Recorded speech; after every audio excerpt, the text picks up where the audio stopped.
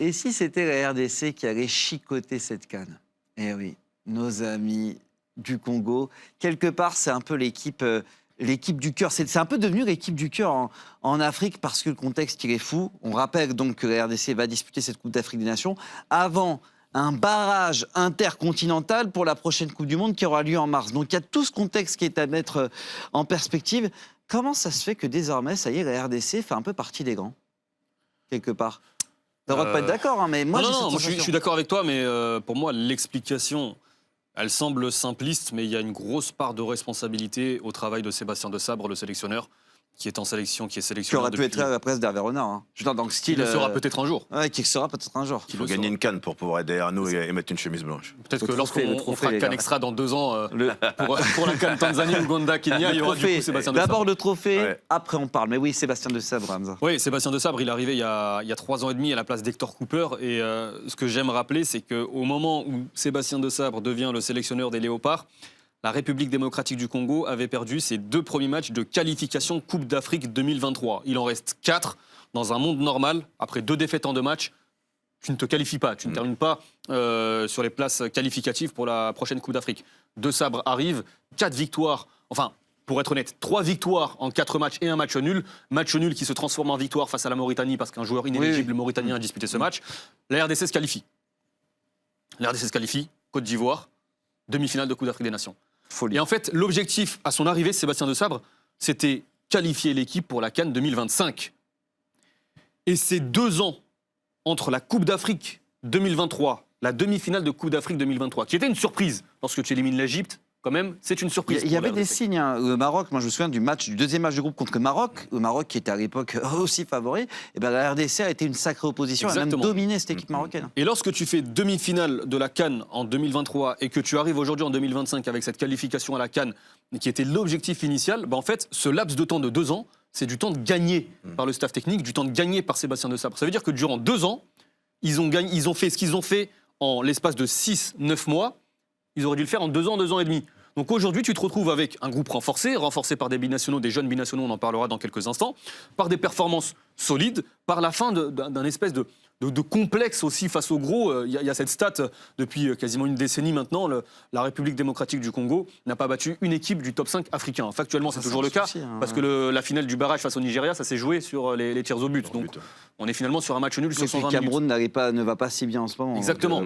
Mais aujourd'hui, la RDC, on le sent, est sur une pente ascendante. Et on l'a vu face au Sénégal, dans un contexte particulier, la défaite 3-2, tu mènes 2-0, mais tu as la moitié de l'équipe qui n'a pas de temps de jeu parce que ça arrive juste à la fin du mercato. Yohan Wissa n'avait pas encore joué, par exemple. Tu as des joueurs qui étaient sans club ou des joueurs qui n'avaient pas encore eu de temps de jeu. Donc la moitié de l'équipe joue ce match-là sans club. Et sur les 90 minutes, on l'a vu, ça a coûté très cher. Et puis derrière, dans la foulée, tu vas chercher cette qualification pour les barrages. En barrage, tu fais un match pas si convaincant face au Cameroun, mais Sébastien Desabre Après, il y a un lui-même. contexte. Non mais Sébastien Desabre lui-même évident. disait qu'il avait été surpris parce que c'est la première fois que le Cameroun joue à 3 derrière ou à 5 derrière et qu'il n'avait pas préparé ce match de cette manière-là. Et puis face au Nigeria, par contre, la RDC a marché sur le Nigeria, concrètement, sur cette finale. Et on voit aujourd'hui le travail de Desabre qui porte ses fruits. Et on parle d'un pays qui, depuis plus de 50 ans, n'a pas disputé la Coupe du Monde et qui se retrouve à un match de disputer une Coupe du Monde et qui aujourd'hui fait partie des outsiders très sérieux pour aller chercher ce titre. Mais il y a un mais, et là j'ai envie de parler de ton positionnement d'ancien joueur, Brahim. C'est quand même qu'il y a ce barrage à gérer en mars. Et là je me mets dans une configuration, je fais un peu du foot fiction là. Mais imaginons qu'il y a un problème physique pour un joueur, en pleine Coupe d'Afrique des Nations au moment de la phase de poule. Et que derrière, il y a quand même un barrage intercontinental à jouer. Je prends plein d'exemples, mais voilà, est-ce que c'est pas difficile à gérer d'avoir cette espèce de barrage qui est quand même un truc hyper attendu, hein. On rappelle que depuis le Zaïre, depuis la Coupe du Monde 74, la RDC n'est pas en Coupe du Monde. C'est pas évident à gérer ça. Non, c'est pas évident, mais moi je pense que pour l'instant ils ont occulté ce barrage-là parce qu'ils sont concentrés, focalisés sur la CAN. Le barrage qu'ils auront à jouer, je pense que même si demain il venait à manquer 1 ou 2 joueurs, c'est largement jouable et ils sont capables de se qualifier, ça c'est une certitude. Et je pense pas qu'ils anticipent sur le barrage de la Coupe du Monde. Je pense que surtout ils ont à cœur de faire une très très bonne Coupe d'Afrique.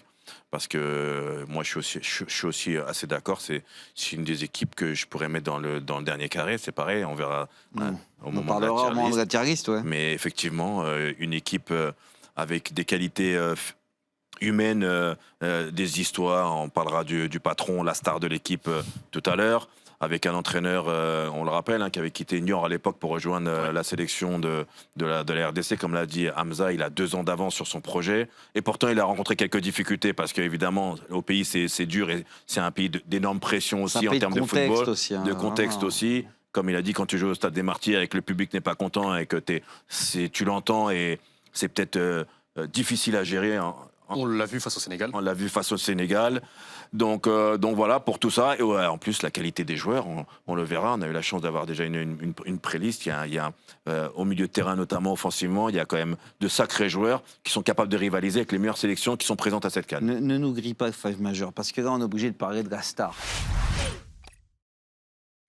Il aurait pu avoir sa place ici. On se souvient de sa conférence de presse mythique après le match contre le Maroc, lors de la précédente CAN. La justice de Dieu a frappé récemment avec Chancel Mbemba, buteur décisif face au Cameroun, quand même. Il répond toujours présent, il a répondu présent lors de la séance des tirs au but. Clairement, est-ce que sans lui, à son meilleur niveau, ça peut le faire ou pas? C'est-à-dire, est-ce qu'il n'y a pas une Chancel dépendance? J'exagère, mais est-ce que quelque part, il est tellement incontournable dans le vestiaire et sur le terrain qu'on ne peut pas faire sans lui? Je pense qu'il l'est davantage par son aura, son expérience. On rappelle, Chancel Mbemba, c'est le Congolais le plus capé de l'histoire de la sélection. Il a été appelé pour la première fois en juin 2012.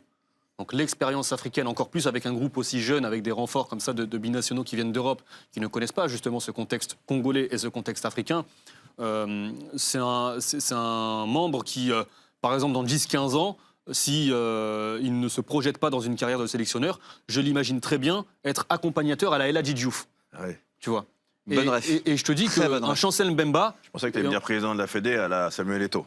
Non, ouais, pourquoi pas. Moi, je le vois... Ça, c'est plus difficile. Moi, je le vois plutôt au contact justement des joueurs. Et encore une fois, je touche du bois, mais si jamais il y a une blessure c'est l'or, arrête de dire c'est pas grave. On fait semblant, on est à la télé.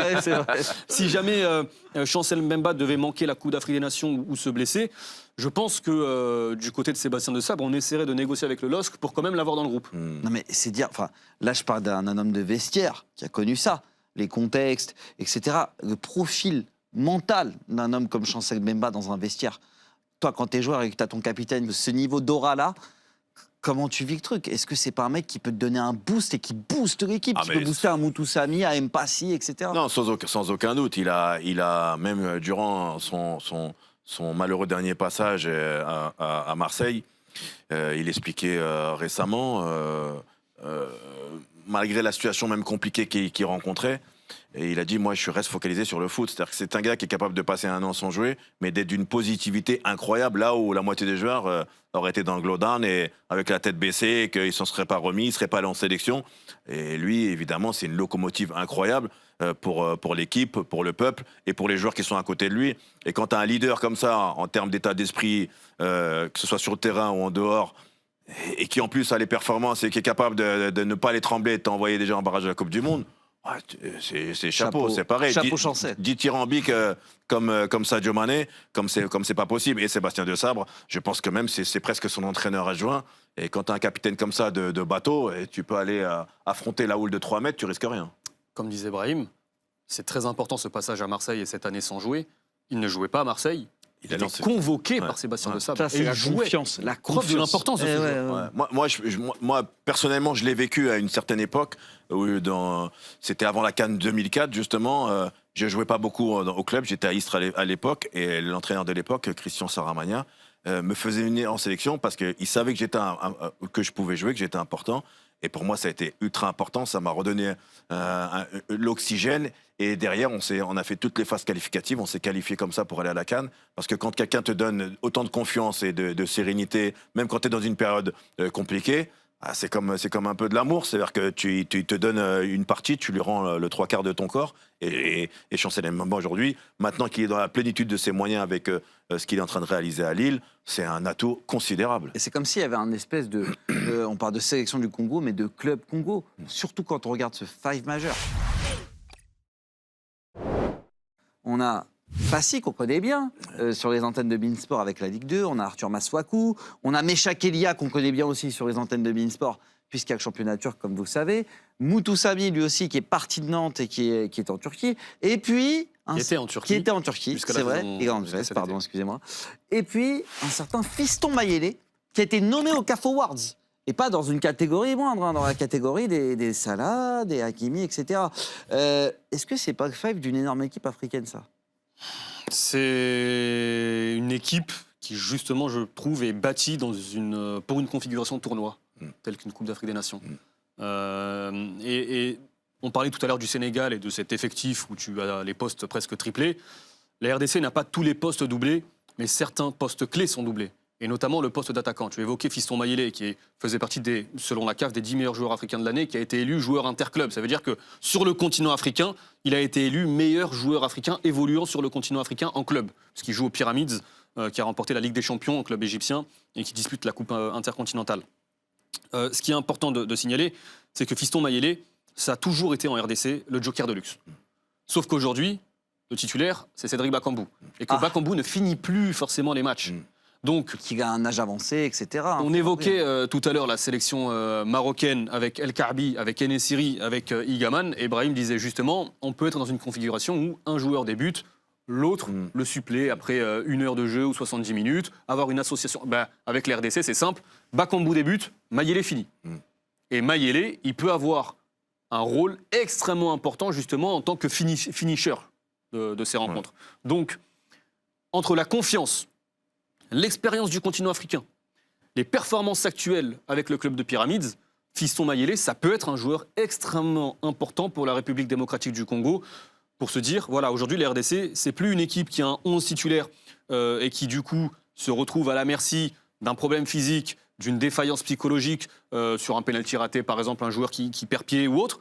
C'est une équipe qui a 15, 18, 20 joueurs capables de débuter ou de finir les matchs. Mais il en manque un. Il en manque un, et on a l'information au moment où on enregistre cette capsule, c'est Yohan Wissa. C'est quand même un joueur majeur. Moi, je me souviens de Yohan Wissa qui avait marqué un but incroyable au Stade des Martyrs contre le Maroc, en barrage de Coupe du Monde. C'est un joueur qu'on a vu aussi lors de la dernière CAN. Ça va peser, hein, quand même. Ouais, ça va peser, mais moi, je pense qu'il y a suffisamment de joueurs de qualité pour le... Alors, évidemment, on préférait qu'il soit là plutôt qu'absent, parce que plus il y a de qualité, mieux c'est. Après, il y a un joueur aussi comme Mecha Kelia, qui est un très très bon joueur devant, qui est capable de marquer des buts, c'est pareil, de faire de très bonnes choses. Et je pense qu'ils ont assez de joueurs offensivement pour pouvoir suppléer l'absence d'un joueur majeur. Et après, on va voir un peu le 11 que pourra concocter par rapport aux adversaires que seront le Botswana, le Sénégal et le Bénin. Mais je pense que cette équipe de la RDC, comme l'a dit Hamza, pour moi, elle arrive à point nommé. Et moi, j'ai eu la chance de commenter le quart de finale contre l'Égypte avec le penalty marqué par Lionel Mpassi.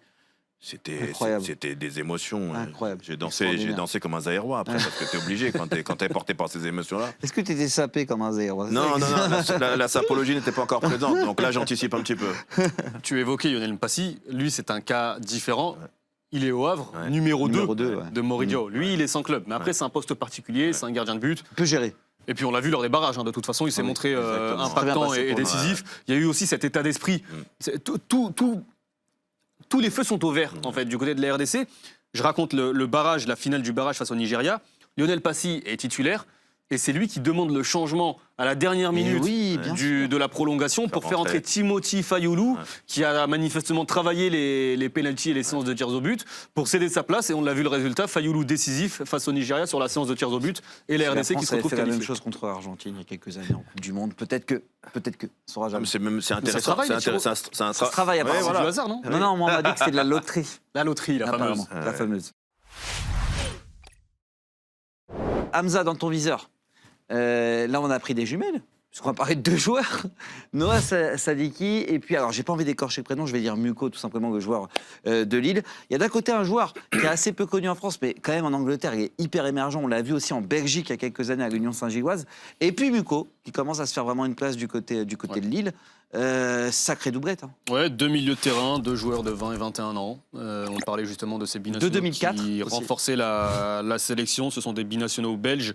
Noah Sadiki, qui a 20 ans, est déjà titulaire indiscutable en sélection, champion avec l'Union Saint-Gilloise formé à Anderlecht la saison dernière. Exactement, formé à Anderlecht et champion avec l'Union Saint-Gilloise. Et aujourd'hui, à 20 ans, il est titulaire indiscutable. au milieu de terrain. Sadiki est devenu un joueur important rapidement, sans expérience africaine. Ça veut dire que lui, il a eu cette faculté à switcher et à apprendre les spécificités du football africain très rapidement, au point où donc Sébastien Desabre le titularise dans l'entrejeu. Et il a aussi un rôle dans le vestiaire, manifestement, puisqu'il fait partie presque de premiers recruteurs. C'est sorti, c'est lui, il en parlait un petit peu, de premiers recruteurs des binationaux. Comme Sadiki a rejoint la sélection à 19 ans, ben, les joueurs de sa génération, ils vont prendre le téléphone. Allô Noah, comment ça se passe la RDC? Est-ce que ça vaut le coup, etc. Le bouche à oreille, etc. Exactement. Donc Noah Sadiki, aujourd'hui, c'est téléphone congolais. C'est un joueur important au milieu de terrain et c'est presque le directeur sportif ou le directeur chargé des binationaux en sélection. Et puis l'autre joueur, Ngalael Moukao, que l'on retrouve à Lille aujourd'hui en Ligue 1, il n'a pas encore ce rôle de titulaire indiscutable. On peut le qualifier de 12e, 13e homme. C'est un joueur qui parfois débute, parfois ne débute pas. Aujourd'hui, tu as un milieu à 3. Moutou Samy est indiscutable. Noah Sadiki est indiscutable. Et il reste une place pour 3 joueurs. Tu as du Moutou Samy, tu as du Charles Piquel et tu as du Edo Kayembe. Ouais. Donc ça tourne, mais c'est vrai que Moukao, je pense, aura sur ces prochaines années le poids du milieu de terrain sur ses épaules. Alors maintenant, les gars, il va falloir rester cohérent parce qu'on a déjà un peu parlé du Sénégal au niveau des points. Mais c'est moi qui vais devoir rester cohérent du coup. J'avais dit 9 points pour le Sénégal parce que le Sénégal est dans le groupe de la RDC. On regarde un peu le calendrier. Botswana, Sénégal au 2e match. Bénin. On rappelle un peu l'histoire de la RDC en Coupe d'Afrique, l'histoire récente, avec 2 demi-finales sur les 10 dernières années. Et puis c'est une équipe qui a gagné la CAN dans les années 70. On parle du Zaïre, vraiment, on parle d'une époque où vraiment c'est le prime de la RDC. Il y a eu une équipe très performante dans les années 90. Là, sur ce groupe-là, moi, je vais rester cohérent parce que j'en fais un outsider plus, donc je vais dire 7 points aussi, étant donné que le match nul sera contre le Sénégal et qu'ils gagneront le Botswana et le Bénin. Pauvres Botswana et Bénin, ils n'ont pas de chance. Hein. Hamza? Moi, je pars sur 7, mais 7 moins. Tu vois, c'est. En fait, la RDC, à mes yeux. Donne 6 alors, comme ça, c'est 7, t'as gagné. Non, parce que moi, dans mon monde à moi, c'est une équipe qui peut accrocher le Sénégal. Mais dans mon monde à moi, c'est aussi une équipe qui peut perdre des points face au Bénin sur un match qui se goupille pas bien. Et justement, la marge de progression de cette équipe, elle l'a aussi prouvé durant ces éliminatoires, c'est justement cette faculté à, sur les matchs à la portée, entre guillemets, de la RDC, se montrer clinique et gagner ces matchs. Donc, moi, je pense 7 points, mais je ne serais pas surpris que ça termine à 5. J'ai plus en tête l'ordre des matchs. Botswana, Sénégal, Bénin. D'accord. Intéressant. Oui. Un dernier match face au Bénin, ou un match nul peut te suffire pour te qualifier après un match nul face au Sénégal. Ça peut arriver. La RDC va-t-elle chicoter la CAN? Évidemment, à cette question, un espace commentaire pour que tu puisses répondre. Toutes ces capsules autour des pays africains en amont de la compétition, c'est sur les réseaux de Beansport. Beansport, diffuseur officiel de la CAN du 21 décembre au 18 janvier prochain.